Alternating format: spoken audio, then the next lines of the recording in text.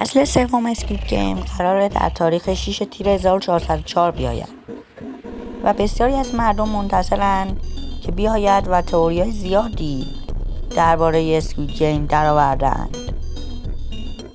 این عروسک پسر که در پشت عروسک دختر در بازی چراغ سبز چراغ قرمز قرار گرفته است، به خاطر سوء استفاده گیون از بازی قرار گرفته است که حرکت پشت بازیکن را می‌بینند و احتمالاً بازم بازی چراغ سبز چراغ قرمز را داریم و مثل فصل 1 در روی دیوارها بازی فصل بعد مشخص شده.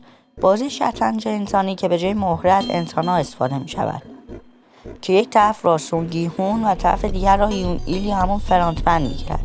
فقط قبل از اینکه بازی بعدی را بگم، درباره شخصیت تانوس به گفته برخی از عوامل این بازیگر نقش تانوس قرار برگردد. بازی بعدی مانکی بار است که بازی مورد علاقه بچه‌هاست، اما بعضی از بازیکنانی که قدرت جسمانی خوبی ندارند مثل 222 و 149 امکان دارد بمیرند و بازیکنانی مثل تانوس، دهو و سونگیون امکان دارد زنده بمانند.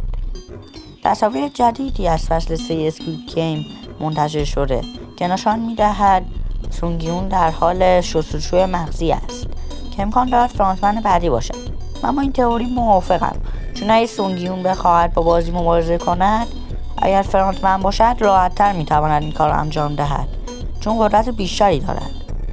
امیدوارم از این ویدیو خوشتون اومده باشه.